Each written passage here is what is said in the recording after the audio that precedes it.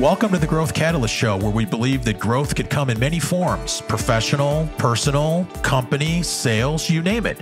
I'm your host, Dan Mahoney, founder of Transcendent Sales Solutions and a guide to a world of growth possibilities. I've spent my career empowering companies and their people with strategies that accelerate growth. I'm here to bring you stories of these business leaders and their trusted advisors to gain insights into their journeys and learn how they fuel their own growth. Just maybe their journey could become part of your own growth story.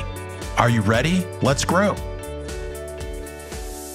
Welcome to the next edition of the Growth Catalyst Show. I'm your host, Dan Mahoney, and I'm very excited to have my next guest here today. I'd like to introduce him. Brian Sulka, an experienced EOS implementer, leverages his expertise and background in technology startups and operations to help entrepreneurs optimize their business using EOS principles. Having navigated both successful and challenging ventures, included a $90 million startup sale, he excels in aligning vision, enhancing accountability, and fostering team cohesion. Brian, welcome to the Growth Catalyst Show. Thank you, Dan. Thanks for having me. I'm really excited to talk to you and learn a little bit about your journey. So one thing I wasn't able to find out, and I've known you for many years, you might have told me this once already, but are you a Georgia native? I am. I'm local. What are that locals? And by local means I was born here. You were actually born here. And I met another one on the Growth Catalyst Show who was a native. Yeah, I think I remember who that is. Yeah. So born in Gwinnett area. I grew up in Cumming, Georgia. And back when I was growing up there, we had a lot of cows and a lot of farmland. And I remember the big news is that, we could go to the grocery store, but it took 20 minutes to get there. And now you can't, you could walk to a grocery store in 20 minutes from where I grew up. Yeah. Or it would take you for a 2-minute drive to 20 minutes to get there because of all the traffic. Or the other way around too. Yeah. So, everyone's journey is so different. And one of the things I noticed with yours is you started out with something that I wouldn't even thought about that you would think of you about as a computer science. And you went to UGA, go Dogs. And so what were you thinking as you were starting your career early? Like, why was it computer science for you? Well, when I was growing up back in the day, we had 3 stations in Cumming, Georgia. And I would switch between them and I'd watch Super Friends and Batman and Robin. And between them, I'd see the news, and Bill Gates and Steve Jobs would create these multi-billion-dollar software startup companies out of software. And it was the technology era. I loved computers. I loved programming. And so I was like, I had all the ambition Forsyth County could handle.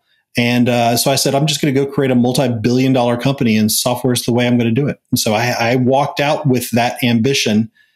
And that ambition has been helpful in a lot of ways. And it's also been a little bit of a struggle in some other ways. And I hope maybe we'll get to that at some point. Yeah. Well, I mean, again, the struggle. So talk about your early ambition that could be a struggle. That's interesting perspective. Yeah. So, ambition is so great, and it can be great fuel. And then you don't always pay attention to everything it does to the people around you. And so I woke up after having done, I think at that point, probably 3 of the software startups. Successfully, we exited a couple of them already. And I woke up and I just realized I'm working Saturdays, I'm working Sundays, I'm working 7 days a week. And I was okay with it. And everybody that was around me, my friends and family and everything, they're like, we're not okay with it. And you have to do a health check. And so at some point, and after the .com bust, I burned out professionally. And I think that probably appears to a lot of people. And it happens differently for different people. For me, it was just I can't do this for the rest of my life. And so I used that as a reason to go back to school, got my MBA, and started just redefining what my career looked like because of that burnout. And that's my why right now. And that is, my why is I help entrepreneurs, business owners, and leadership teams avoid burnout, because I know that you can run really successful companies and not burn out. You can have that. Unfortunately, most people don't know that that's possible. And so they choose one or the other. Yeah. Well, in burnout, my burnout was in a sales career was travel. 20 plus years of travel, and it's again, I was there, but when I was there, I didn't realize until like I was there, but I wasn't present, and it took me an older Dan to figure that out, what that meant. And a lot of people understand that later in life, and they go back and they have regrets, right? And so I just don't want people to have those regrets. Tell me a little bit about just more on your entrepreneur side. So 3 software companies, startups that successful. What kind of software was the old Brian developing or leading development on? You got to think about the Atlanta market back in the 90s and 2000s, and it was a large part of enterprise software development. So think one of them was a company that is called careerbuilder.com. So you probably are familiar with that. Mm-hmm. Also, a couple of ERP plugins, a CRM plugin application. Did one that was a plugin for SAP. Co-author of a patent, back in the day for research for logistics on how the inside of a manufacturing plant works, and found ways to plug into ERP vendors with that application. And so, there was just a lot of niche industries in Atlanta that had software needs, and they could create software startups out of those. So think manufacturing, industry, logistics, the things that are common inside of Atlanta. So you have an engineering mindset and a developing mindset. How does that translate for what you do now? And how does that help you for what you do now? So I think above the engineering and everything like that, the biggest thing is I love big, bold ideas. And that is so energizing to me. And if I can get into a room with someone who's got a fun idea and they've got some momentum behind it, that's where I really shine. And it's just like, how do we turn what you're saying into something that is actionable, right? And that's the enthusiasm that sort of drives what I do. And then if I think back about, what was my why, what caused me to get here, I think that's a large part of it. I love the big ideas. I love being able to see those big ideas happen. So you're a big idea guy that could actually implement the big idea versus big idea guys I've met that just have big ideas and go from idea to idea to idea that can't deliver them. Yeah. It's interesting. And I hope we get to this at some point also. I work with leadership teams, and what I see is that when some leaders go in, they'll make a horrible mistake, and they'll walk into their teams and they'll say, we're going to get to $10 million next year. And before you know it, someone's saying, we could do 10. Why can't we do 12? And before you know it, they're upping the ante, right? Almost boundless. And at some point, someone says, all right, that's it. We're stopping the conversation. We're going to stop at 15 million, right? But that sort of blind ambition, it can do damage to a team. And that is, they have unrealistic expectations. They're not communicating. And there's a team health aspect in there where people don't feel comfortable challenging each other, right? So there is a blind ambition that is wonderful and inspirational, but it can also be a detractor. It can also subtract from reality if you don't pair that with some sort of accountability, some sort of discipline. Very true. So talk about your journey into EOS and how did that occur? Because again, EOS, and I know we're going to talk now about that. It's almost like, and I don't mean this in a negative way, it's become like a cult. Like, do you know EOS? You heard of EOS? And 5 years ago, 7 years ago, you got different answers than you do now. So how did Brian get into EOS? Yeah. So I did it because of a bout of frustration. And so I had done software startups, and right after the .com, I went back to school, did my MBA because I wanted to get into more of the traditional operations of businesses. And I made that transition successfully and became, at the end of the day, COO of a company that we turned into the largest frozen fruit import company in the country. So this was a large company. I was COO of that for 5.5 years. We sold that company, and I stayed on for another couple of years, helping transition in the new leadership team, the acquiring company. And at the end of the day, I was looking at this and saying, what is my next chapter? Because I felt like, those cartoon characters, Batman and Robin, I had this tool belt full of tools, right? And someone would say, hey, we've got an issue with our organization. I'd be like, let's pull out an RC chart. Let's do that. I had a bunch of tools. They were my collection of tools. And when I picked up Traction for the first time in 2018, I saw the tools that they had, and they were just simpler. They were easier to adopt. The language was simpler. And I became very attracted, very energized by the idea of simplifying the tools I had. And instead of reinventing the wheel, I looked at the tools they had and I said, that's just easier. That's just better. And so that transforming businesses through using someone else's tools, it was the path that I wanted to do. Why would I reinvent it? Someone's already done it. One of the things I see, we work with a lot of type of business owners, is I'm amazed on how they get as far as they get without those business disciplines. Yeah. It's almost like, what part of running a business do you really want to do? Do you really want to go accomplish great big things, or do you like the art of going and reinventing what a meeting definition looks like, right? That's already been done. That's already been proven. There's, we now have EOS, we now have 200,000 companies around the world that are running EOS. And you look at it and say, well, I guess that they've figured out something. Instead of reinventing the definition of a level 10, let's just borrow that one, right? Mm-hmm. So why would you spend time as a business owner reinventing the wheel on that stuff? Use this property that's out there. The thing that I find so interesting, or one of the many things about EOS, is there's so many companies that have had success and seen it even before anyone knew what EOS was. But even now, in the different stages of their company, they're coming and they're looking at EOS, which I find amazing. Let's take a moment for a quick word from our sponsor. This episode of the Growth Catalyst Show was brought to you by Transcendent Sales Solutions. Whether your company is facing uncertainty, declining sales, or resource limitations, Transcendent Sales has the solution. Their team has decades of experience helping businesses find alignment to meet their growth goals and transforming underperforming sales organizations into revenue-producing market leaders. They take a hands-on, results-oriented approach to solving sales challenges. Visit transcendentsales.com to learn more and subscribe to the bi-weekly Growth Catalyst newsletter for insightful growth strategies. Transcendent Sales Solutions, empowering businesses to reach new heights. And now back to the show. There's you mentioned a cult. It is a little bit it is really cool. I can easily talk to someone on a leadership team from a company that runs EOS and one that does not.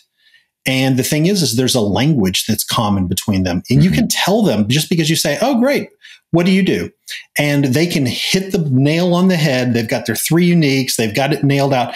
There's a refinement that happens with companies that run EOS. And when you see companies that run EOS and the ones that don't, there's a hidden language that happens, right? Mm-hmm. And it is, well, we do all of that stuff. Okay, great.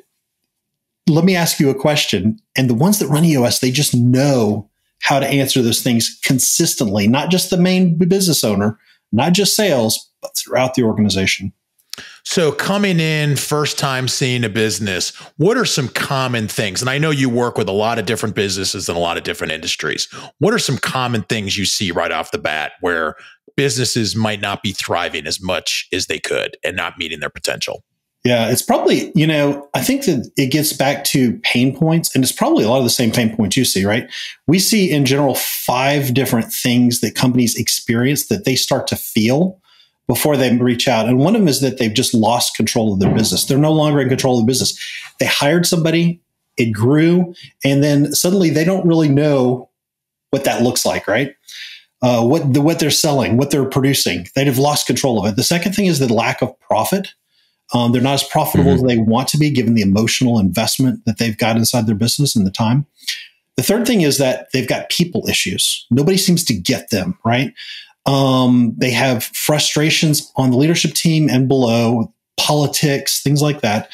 The next thing is this concept called hitting the ceiling, where they may not use that language, but it is that they've hit the ceiling in some way. That is, they were successful for a while, but they're not as successful as they are now, and they don't really know why. They've tried a couple things, but they don't know why. And the fifth thing is that they've tried a lot of things, and they're becoming almost like a flavor of the month type of leader. They're sort of, they've reached out to their expertise pool, brought an expert in, it got them a little bit, but then it didn't get them where they need to go. So they're kind of like tired of going back and forth with things, and they want real substantive changes. Those are the 5. I love the Traction book. I mean, as we were talking before we started, I have many copies of it. And I've got more than you. Yeah, I can see in the back here. It's These so are well written. 100 of them. 100 of them. So, again, just talk about some of the critical main key components of EOS for someone out there that needs a refresher or doesn't know anything about EOS. Yeah. So I think one of the biggest things is that, when Gino Wickman was creating EOS, he did a lot of research. He obsessed with finding out what makes companies really successful and studying that, because he found that about 1 in 20 companies were really successful. And what that meant was that they were solving problems. Every company has problems, but they were solving problems. They wouldn't look back a couple months later and it was just different problems that they were solving. And they were reading what they wanted. They were in control of their business. Their business wasn't controlling them. They had a balanced lifestyle, and they were accomplishing really big, great things. And when he studied those, he said, how do I make that magic? How do I create a template where that magic can happen for others? And that's the foundation for what EOS was. And what he observed was that most entrepreneurs are dealing with 136 things coming to them all at once, not understanding that there are 6 key components to a business. And when you could focus on those 6 key components, those 136 things have a way of just sort of falling into place, because most of them they're symptoms of the real core problems. And so what we do is we go through and try to teach what those 6 key components are, so that people have that foundation, that perspective to be able to say, oh, well, this is this type of issue, because there's only been ever 23 different types of business issues. We just got to get really good at figuring out which one this is. So what are the 6 key components? 6 key components. Vision. And when I say vision, this is getting the leadership team 100% on the same page with where they're going, how they're going to get there. Companies that are strong in the vision component, they're really good at resonating that throughout the organization. Companies are actually challenging the business owner, saying, hey, you said we were going to be here. How are we going to do that when we're doing this, right? Vision is number 1. The second one is people component, getting right people, right seat, being able to attract the people you want and repelling the people you don't. The third one is the data component. The data component is getting really good at the facts and figures of a business instead of the emotion and gut that sort of leads most entrepreneurial companies. When you do all of that really well, what you find is that you got issues. In fact, the waters clarify and all those impurities, the imperfections come to the surface. The 4th major component is issues, getting really good at solving issues once and for all, so they don't duct tape mentality come back 6 months later. The next one is what we call process component. That's really good at being able to do the biggest, best stuff right consistently throughout the organization. And the last one is what we call traction, and that is the accountability. It's the discipline to be able to do what you say you're going to do. And one of the things we love to say is that, when you walk around with vision and this great idea, and you're not anchored with this traction, the discipline, you live in what we call hallucination. Thinking you're accomplishing things, you turn around, no one's following you. Gotcha. So I work with a lot of businesses that have read the book and they self-implement. And as I've gone through my trails, I can tell the ones that have self-implemented, because the book is well written to be able to put in some of those components of your business versus someone that works with a professional implementer like yourself. What are some of the things you see with those folks that are missing, that are trying to self-implement this system versus work with somebody that is an expert with it like yourself? Yeah. So self-implementers they're great, and it will help some companies get to a certain level. I've been doing this now for 3.5 years full time, and this is all that I do. And so as a part of that, there are things and ways of getting to conversations that there's no way you could learn inside of a book, right? You've got to experience it. You've got to do it. And so some of the things that we see are that companies that self-implement, they may have the tools, but maybe the tools, are not quite complete. Maybe they're not quite serving the purpose that they're supposed to. EOS is great at being able to raise visibility, awareness, and accountability to all the issues that are happening inside your business. So the real question is, the tools that you've got, are they doing that? And a lot of times with self-implementers, they say, well, kind of not. The next thing is that, when I get an opportunity to work with leadership teams, I'm also a coach. And that is, I get to see people do this growth hockey stick thing with their business all the time. And there are observations that I can make with those that when I see those happening inside this company, I could say, I'm on the sideline, guys. I could see you saying this and then doing this. There's a disconnect. And so there is an observation that just being outside of the organization, sometimes you see things that they don't see themselves. And so that's a couple of them. With the businesses you worked with, and I know you've worked with a lot of them, share some success stories and the impact that EOS has had with some of the entrepreneurs that you've been working with. Oh, wow. Okay. So, I would say there's two major times, when we talk about growth, growth catalyst, we talk about growth. Growth is really defined for us, is defined in a couple of different ways, right? It's not always numbers. Right. Mm-hmm. I have companies that want growth because they want to be able to have weekends available again. They want to love their business again. They want to be able to have vacations. I was working with one client who was at a point of frustration inside of her business because 20-year-old business and no vacation time, no time off, felt like they were the linchpin for everything that was happening. And over the course of a couple months, we were able to transition that. And just last month, she took the entire month off of vacation. Don't call me. You guys run the business. I'll be back at next month. That's a huge win. And to be able to have a team that supports the business owner where, 9 months ago, they were they had to be there in order for decisions to be done. So that's a huge growth for them, is to be able to have that type of freedom. We also have the traditional level of growth. EOS, we keep track of the financial progress of companies. And on average, it's about 30% year over year growth. That's what EOS says is, typical for companies to do. But every company is different. Some companies want growth. Some people want freedom. Well, and again, you start a business for a reason. It's what we talked about, what you learned early, is having that balance.